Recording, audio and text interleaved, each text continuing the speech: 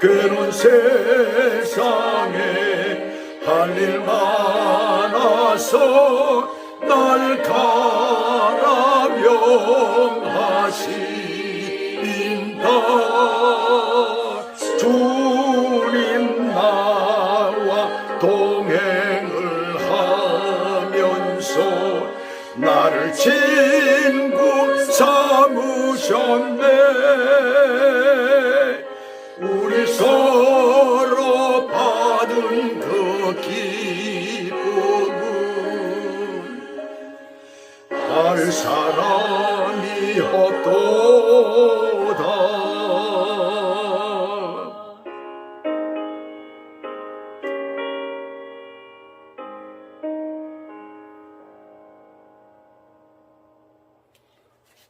오늘 창세기 37장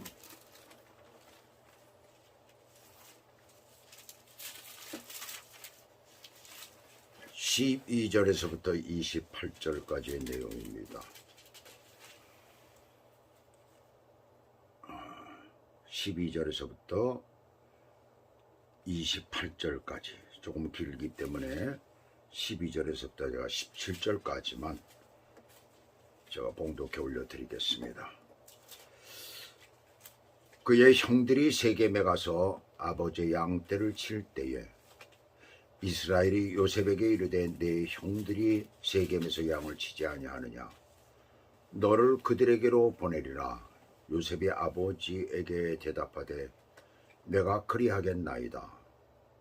이스라엘이 그에게 이르되 가서 내 형들과 양떼가 다 잘 있는지를 보고 돌아와 내게 말하라 하고 그를 헤브론 골짜기에서 보내니 그가 세겜으로 가니라. 어떤 사람이 그를 만난즉 그가 들에서 방황하는지라. 그 사람이 그에게 물어 이르되 네가 무엇을 찾느냐. 그가 이르되 내가 내 형들을 찾아오니 청하건대 그들이 양치는 곳을 내게 가르쳐 주소서. 그 사람이 이르되 그들이 여기서 떠났느니라. 내가 그들의 말을 들으니 도단으로 가자 하니라. 요셉이 그의 형들의 뒤를 따라가서 도단에서 그들을 만나니라. 오늘 하나님의 말씀 제목은 살리려는 자와 죽이려는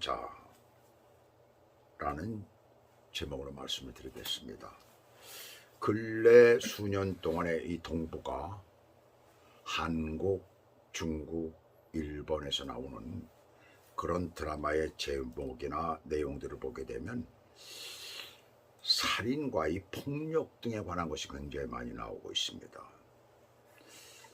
어른들에 관한 것들도 문제인데 학교를 배경으로 해가지고 학생들에 대한 얘기가 나올 때마다 이 학교 폭력에 대한 것들이 나오는데 참 굉장히 그 엄청난 사건들이 많이 나와요. 대개 내용을 보게 되면 어느 부잣집 혹은 검사나 무슨 판사나 장관이나 그 국회의원 아들들이 학교 내에서 어떤 그룹을 형성하고 일진들이라고 그러더라고요. 그래가지고선 자기 부하들을 만들어가지고 애들을 돈을 뜯는 그런 내용들이 보게 되면 많은 아이들이 피해를 당하고 있고 학교 측에서는 그것을 알면서도 어떻게 제재를 못하는 거예요. 그들의 아버지의 권력이 있기 때문에 함부로 건드리지를 못하는 것입니다. 그러다가 이제 그들과 맞서 싸우는 히어로가 등장하는 그런 얘기들이에요. 우리가 얼핏 보기에는 그냥 학교 폭력에 관한 그러한 드라마나 이런 영화다라고만 이렇게 생각을 하는데 좀 더 자세히 보면 현재 우리가 살고 있는 현대 사회의 그 끔찍한 폭력과 그에 따른 비윤리성, 부조리, 그다음 불의를 고발하고 있습니다. 근데 오늘 본문도 하나님의 구속의 계획과 함께 인간의 내면 깊숙이 감추어져 있는 죄성을 고발하는 내용이 여기 들어있어요. 창세기 4장에서 최초의 살인사건에서 가인이 동생 아벨을 죽인 이후로 오늘 본문에서는 형들이 자신의 동생을 밉다는 이유로 죽이려다가 팔아버리는 그런 내용입니다. 아주 끔찍한 내용이 나오고 있는 거죠. 그 어린 동생을 죽이려는 자들과 그를 살리는 자는 과연 누구인가? 라는 것을 함께 보도록 하겠습니다. 먼저 형들이 죽이고자 했던 동생 요셉의 모습을 한번 지켜보겠습니다. 12절에서 14절까지 보시면 그는 아버지의 말씀에 절대 순종하는 그런 사람이었어요. 어려서부터 그렇다는 얘기죠. 순종이라는 말이 나오니까 우리는 어떤 명령이나 억압에 의한 것으로 이렇게 생각하기가 쉬운데, 사실 그것은 순종보다도 복종 혹은 굴복이라고 해야 합니다. 복종이나 굴복이라는 말은 강제적인 것이지만, 순종은, 여기서 말씀하고 있는 순종은 자발적인 것이에요. 자신의 의지에 의해서 일어난 행위예요. 너희 형들이 세겜에서 양을 치는데 그곳에 다녀오라는 것이죠. 근데 여기 보시게 되면 그들에게 내가 보내리라 라고 말을 합니다. 근데 이 말은 그의 의향을 물어보는 거예요. 원어상으로 보면 싫다고 하면 다른 사람을 보낼 수도 있다는 그런 말입니다. 자신의 의중은 그렇지만 아직 확정지은 것은 아니라는 거예요. 내가 싫다면 안 해도 된다는 것이죠. 야곱은 막내 요셉의 형들과의 관계가 꿈의 문제 때문에 문제가 심각해져 있다는 것을 아마 알았을 거예요. 본래 알고 있잖아요. 알고 있는데 아마 분명히 그것 때문이었을 것이에요. 부모의 입장에서는 그렇게 해서라도 형제들이 화해하기를 바랬을 것 아닙니까? 이들이 누굽니까? 하나님께서 세우시는 한 민족을 이루시기 위한 12지파의 머리들이잖아요. 전부 다가. 요셉은 그 말씀을 듣고 일체 망설임 없이 네, 그렇게 하겠습니다 라고 대답을 합니다. 부모의 요청이나 이런 권면을 얼른 받아들이는 것 굉장히 중요합니다. 왜 그러냐면은 부모가 어떤 것을 권면하거나 어떤 것을 요청할 때는 그것이 교과서이기 때문에 그래요. 어느 부모나 자식을 사랑하지 않는 부모가 어디 있겠어요. 어떤 형태로 자식에게 요청을 하거나 권면을 한다면은 그 자식을 위한 것이고, 그 내용 속에는 평생을 살아온 노하우가 들어있다는 얘기입니다. 그래서 그런 것을 자식들에게 요청을 하고 때로는 권면을 하는 것이거든요. 자, 요셉의 경우에는 굉장히 껄끄럽지만 화해하고 함께하고 싶은 거예요. 그렇잖아요. 자기만 지금 왕따 당한 것 같잖아요. 혼자 남았으니까. 요셉이 아직 어리지만 그 포용력을 여기서 볼 수가 있습니다. 인간관계에서 우리는 때로 많이 부딪힙니다. 그래서 마치 원수처럼 느껴질 때가 있지요. 마음속에 앙심을 품을 때도 있습니다. 그러나 어떤 어려움이 상대방에게 있을 때는, 그 사람에게, 내가 앙심을 품고 있는 그 사람에게 어려움이 있을 때는 그 모든 것들을 버리고 품을 수가 있어야 된다는 거예요. 예수님께서는 내 원수를 사랑하라고 하셨잖아요. 그런 사람을 하나님께서는 기뻐하시고 사용하시는 것입니다. 그런 사람이 다른 사람을 살릴 수가 있는 사람이에요. 그런데 형들이 일을 하는 세겜은 현재 머무르고 있는 헤브론에서 무려 100km나 떨어지는 곳이에요. 세겜이라는 곳이. 한국 거리 기준으로는 250리가 되죠. 조선시대에 과거 보러 가는 그런 거리는 됩니다. 그래서 옛날에 과거 보러 갈 때 개나리 보찜을 지고선 과거 보러 한양까지 갔었잖아요. 그것도 여기 보시면 홀로 간다는 것은 웬만한 담력이 아니고는 또 체력이 아니고는 감당을 못할 정도죠. 거리가. 마치 하나님께 대한 그리스도의 순종을 보는 듯합니다. 우리 죄를 위하여 십자가를 지시기 위해서 이 땅에 자신이 만든 피조물이 되셔서 오셨잖아요. 절대 순종 아닙니까? 근데 여기서 보게 되면 우리 요셉은 자기 아버지의 말에 순종해요. 아버지가 누구입니까? 하나님께서 택하신 자예요. 택하신 자입니다. 후계자예요. 근데 그 말에 절대로 복종하고. 근데 그렇게까지 힘들어서 갔는데 기막힌 것은 그 세겜의 형들이 없었던 거예요. 포기하고 돌아갈 수밖에 없는데 그 형들을 찾기 위해서 방황을 했다고 그러잖아요. 여기 보시면은 헤맸다는 얘기입니다. 한마디로 길이 어딘가, 어디로 갔을까 라고 하면서 일로 갔다 저리로 갔다, 여기도 아니야 저기도 아니야 이러고 있을 때 어떤 사람이 나타나게 되잖아요. 그러면서 그 사람이 뭐라고 합니까? 네 형제들이 말하는 것, 형들이 말하는 것을 내가 들었는데 도단으로 간다고 하더라. 이 사람은 이 야곱의 가족, 이 가족들을 잘 알고, 그 형들을 잘 알고 있었던 것 같아요. 도단은 무려 거기에서부터 30km 정도가 됩니다. 길이 좋지 않으니까 직선으로 한다면 한 20km 정도 된다고 해요. 뜨거운 날씨에 고통 가운데 있을 때 하나님이 길을 가르쳐 주는 자를 보내셔서 그를 인도하신 것입니다. 자신의 일을 성실하게 행할 때 하나님은 이렇게 돕는 자를 보내신다는 사실을 믿으시기 바랍니다. 또한 끝까지 자기가 맡은 작은 일에 충성하는 자이잖아요. 하나님께서는 그런 사람을 살리시는 일에 사용을 하시는 것이에요. 나중에 살리는 일을 하잖아요. 그래서 끝까지 맡은 일에 우리는 충성되이 자기의 일을 해야 되는 것입니다. 오늘 두 번째는 형들의 모습입니다. 자, 이제까지는 이제 살리는 자에 대한 것을 이제 했습니다. 이제는 죽이려는 자를 보여요. 자기 동생을 죽이려는 자들의 모습이에요. 근데 이 중에도 살리려는 자가 나옵니다. 천인이 공로할 일들이 그들에게서 벌어지고 있잖아요. 인간이 악해지면 어디까지일까 생각할 정도예요. 먼저 그들은 자신들의 안부를 자신의 가족, 특히 크게 걱정하는 부모에게 전하지 않은 거예요. 그런 작은 것에서 그들을 알 수가 있잖아요. 우리 자녀들에게 주변을 챙기는 것을 우리는 가르쳐야 됩니다. 그래서 주변 사람들을 잘 챙길 줄 아는 그런 자식들이 돼야 되는 거예요. 내 친척들이 있으면 그들에게 전화도 해보고, 다른 사람들보다도 그들이 더 중요하잖아요. 왜 다른 사람은 전화를 하면서 왜 친척들, 가장 가까운 사람들에겐 전화를 안 합니까? 잘 가르쳐야 돼, 이 부분을.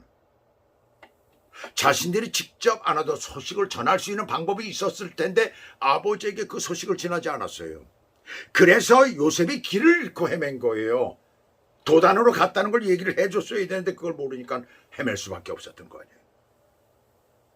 그 자식이 부모에게 자기의 안부를 전하지 않는 것도 불효입니다. 부모는 자식이 아이든 어른이 된 상태든 늘 걱정을 하는 게 부모잖아요. 우리들 부모들을 보세요. 다 그렇잖아요. 그렇다면 그들은 그 중동 사람이라 우리와 다릅니까? 그렇지 않아요. 부모는 어느 정도냐면 자식이 상처를 받을까봐 포기할 때가 많잖아요. 모른 척할 때가 많이 있잖아요. 근데 자식들은 모르는 줄 알아요. 부모가 다 알고 있다는 얘기입니다. 부모를 걱정시키는 것도 불효입니다. 근데 이 형들의 모습을 보세요. 10명의 형들이 다 똑같은 거예요. 자, 17절 마지막을 보시면 요셉이 길을 가르쳐준 사람이 말한 대로 도단에 도착하여 형들을 만나지요. 근데 18절 보시면 요셉이 그들에게 가까이 오기 전에 그들이 요셉을 멀리서 보고 죽이기를 꾀하여라고 했어요. 그 멀리서 단신으로 자신을 찾아오고 있는 동생을 보면서 얼마나 힘들었겠어요. 아마 그냥 생각만 해도 알 수가 있잖아요. 여기가 무슨 보통 여기 미국처럼 이렇게 날씨가 좋은 데도 아니죠. 날씨가 좋은 데라도 우리가 조금만 뜨거우면 나가지도 않잖아요. 근데 그것은 사막에 가까운 곳입니다. 얼마나 더운지 말할 수가 없잖아요. 근데 그 동생이 그 먼 거리를 찾아왔어요. 단신으로 그것들. 근데 그들은 죽이를 꾀했다는 거 왜 서로 의논을 했다는 얘기 아니에요. 왜 이럴까요? 꿈 때문에 이랬을까요? 어머니가 서로 다르니까 남이라고 생각해서일까요? 한 아버지의 자식이잖아요. 어떻게 아니 한 아버지의 자식이기 전에 인간이잖아요. 하나님이 만드신 세우신 그런 사람이잖아요. 어떻게 그런 생각을 할 수 있었을까요? 멀리서부터 그 어린 동생이 고생에 찾아왔는데 어떻게 이럴 수 있어요? 그것은 바로 인간에게서 나오는 모든 생각들이 악하다는 것을 우리들에게 말해줍니다. 그들이 마음에 작정한 것이 나오고 있는 거예요. 그래서 예수님께서 살인의 동기를 마음에서부터 시작된다고 하셨잖아요. 마태복음 5장 21절 22절을 보시면 옛사람에게 말한 바 살인하지 말라 누구든지 살인하면 심판을 받게 되리라 하였다는 것을 너희가 들어서는 난 너희에게 말하노니 형제에게 노하는 자마다 심판을 받게 되고 형제를 대하여 나가라 멍청하다 라고 하는 자는 공회에 잡혀가게 되고 미련한 놈이라 하는 자는 지옥불에 들어가게 되리라. 또 요한 1서 3장 15절에선 그 형제를 미워하는 자마다 살인하는 자니라고 했습니다. 미워하지 말라는 거죠. 살인이 얼마나 무서운 심판을 받게 되는지 형제들은 이미 알고 있습니다. 그럼에도 미움, 시기심 때문에 이런 마음을 품게 된 것이에요. 본성적으로 악한 인간에게는 어떤 것도 기대할 수 없습니다. 인간은 다 그래, 누구나가. 그러면서 구체적으로 계획을 실행하고 있잖아요. 미움과 시기심은 결코 개인적인 차원에서 머무르는 것이 아니라 공동체 혹은 가정 전체를 깨뜨릴 수가 있는 것입니다. 가인이 그 마음에 품었던 사소한 시기심과 미움은 인류 최초의 살인으로, 그것도 형제를 죽이는 반인륜적인 범죄를 저지르게 된 것입니다. 그래서 사도 바울은 빌립보서 2장 3절에서 공동체 안에서, 교회 안에서 마음을 같이하여 같은 사랑을 가지고 뜻을 합하며 한 마음을 품어 아무 일에든지 다툼이나 허용으로 하지 말고 오직 겸손한 마음으로 각각 자기보다 남을 낮게 여기고, 참 중요한 말이죠. 각각 자기보다 남을 낮게 여기고 다른 사람들을 자신보다 낮게 여기라는 거예요. 그럴 때 상대방과의 관계가, 공동체 평화가, 또한 교회나 그 공동체나 가정이나 어디에서나 추구하는 일이 온전히 이루어진다라는 것을 말씀하는 것입니다. 자기 동생을 죽이려는 형제는 무엇을 하는가 보세요. 18절에 20절에서 보시게 되면 멀리 동생이 오는 것을 보고 서로 비아냥거려요. 뒤에서 수군거리시지 꿈꾸는 자가 오도다. 참 찌질하지요. 형들이 어떻게 이럴 수가 있어요. 찌질하지요. 참 비겁하지요. 형이라는 권력을 믿고 자기가 위라 이거죠. 그것도 권력이에요. 그 형이라는 권력을 믿고 숫자를 믿고, 여럿이 다 합했잖아요. 그러니까 숫자죠. 숫자를 믿고 행포를 일삼는 것과 같은 거예요. 나라가 망하거나 가정이 망하거나 뭐 어딘지 다 그래요. 공동체가 다 들어가겠죠. 망하려면 이런 조직이 생기고 이런 자들이 날뛰는 거예요. 보세요. 실제 우리 사회생활 가운데서 그런 것들이 얼마나 많아요. 나라나 어디에나 다 그렇잖아요. 보시면 그를 죽여라는 말이 나오잖아요. 동생이라고도 안 하고 그를 이라고 표현해요. 남보다 더 못한 거지요. 구덩이에 던지고 짐승이 잡아 먹었다고 하자는 거예요. 꿈이 어떻게 될 것인지 보자는 거예요.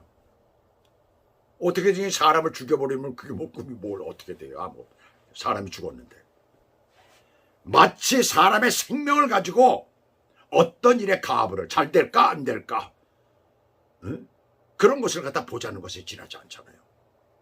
하나님이 주신 귀한 생명을 아주 천시 여기는 것을 여기서 볼 수가 있습니다.